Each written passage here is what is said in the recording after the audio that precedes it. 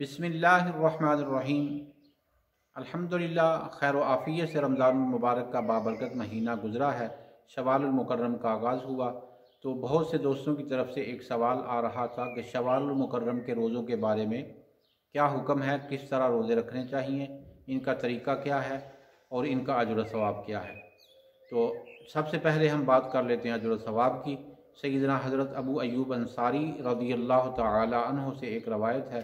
आप फरमाते हैं जिसने रमज़ानुल मुबारक के बाद शवालुल मुकर्रम में 6 रोज़े रखे, अल्लाह तबारक व तआला उसको पूरे साल के रोज़ों के बराबर अजर व सवाब अता फरमाता है। तो अजर व सवाब के एतबार से ये पूरे साल के किस तरह बनते हैं, उलमा ने इसकी तसरीहात जो हैं वो बयान फरमाई हैं, उसकी वजाहत की है।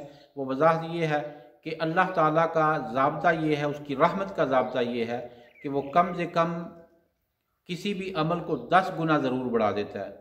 मन जाअ बिल हसनती फलहु अशरु अमसालिहा, यानी कम से कम 10 गुना जो है अजर व सवाब बढ़ा दिया जाता है। इसी तरह जिसने रमज़ानुल मुबारक के 30 रोज़े रखे, 3 को अगर 10 से ज़रब दी जाए तो 300 बनते हैं। तो जिसने शवालुल मुकर्रम के फिर 6 रोज़े रखे तो 6 को जब 10 से ज़रब दी जाए तो 60 रोज़े बनते हैं। इस तरह रमज़ानुल मुबारक और शवालुल मुकर्रम के 36 रोज़े मिलाने के बाद अल्लाह तबारक व तआला की तरफ से 360 का अजर व सवाब मिलता है, यानी एक पूरे साल के बराबर।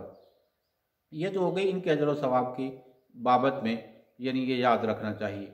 दूसरा सवाल ये होता है कि रोज़े रखने किस तरह हैं, क्या कंटिन्यू रखने हैं या इनमें वक्फ़ा भी किया जा सकता है।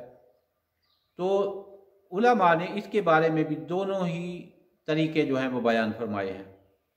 अगर कोई चाहे तो रमज़ानुल मुबारक के बाद जैसे ही ईद उल फितर का दिन गुजरे तो अगले दिन से 6 रोज़े कंटिन्यू रख ले बग़ैर वक्फ़ा किए, यह भी दुरुस्त है।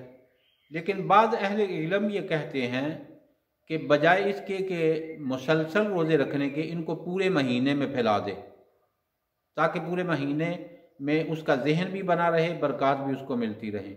पूरे महीने में किस तरह फैलाए कि ईद उल फितर के दूसरे दिन और तीसरे दिन 2 रोज़े रखे, फिर 13-14 या 14-15 का रोज़ा रखे, फिर 28 और 29 के 2 रोज़े रखे। इस तरह यानी 2 आगाज़ में, 2 दरमियान में और 2 आखिर में जाकर रोज़े रख के। तो एक तरीका इसका ये है। दूसरा तरीका जो है वो अगर चाहे तो 6 दिन मुसलसल रोज़े भी रख सकता है।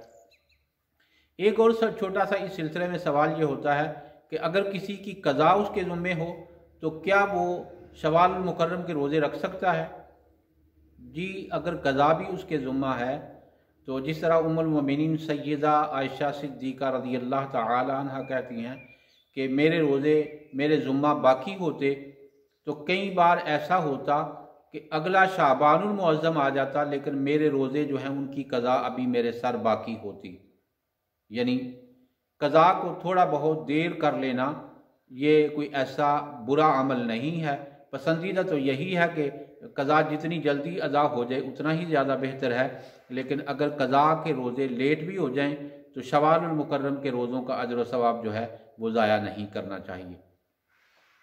एक और हदीस मुबारक थोड़ा सा इसी सिलसिला में ये जहन में रखना चाहिए कि रसूल करीम सल्लल्लाहु अलैहि वसल्लम ने इरशाद फरमाया कि अव्वलु मा युहासबु बिही अब्दुस्सलात, सबसे पहले बंदे से जिस चीज़ का हिसाब लिया जाएगा वो नमाज है।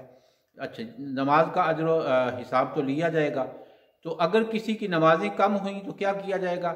ये भी हदीस मुबारक है कि अल्लाह तबारक व तआला फरिश्तों से फरमाएगा कि देखो इसके नवाफिल हैं, तो कहा जाएगा जी बारे इलाहा इसने नवाफिल भी पढ़े थे। अल्लाह ताला फरमाएगा इसके फ़र्ज़ों की कमी नफलों से पूरी कर दो। फ़र्ज़ों की कमी नफलों से पूरी कर दी जाएगी। नमाज के लिए भी यही असूल अपनाया जाएगा अल्लाह की रहमत से।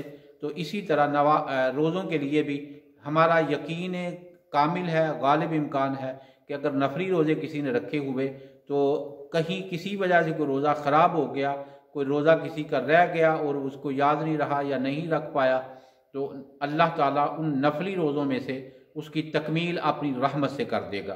तो इसलिए शवालुल मुकर्रम के 6 रोज़े रखिए, चाहे तो मुसलसल रखिए, चाहे तो दरमियान में वक्फ़ा करके रखिए।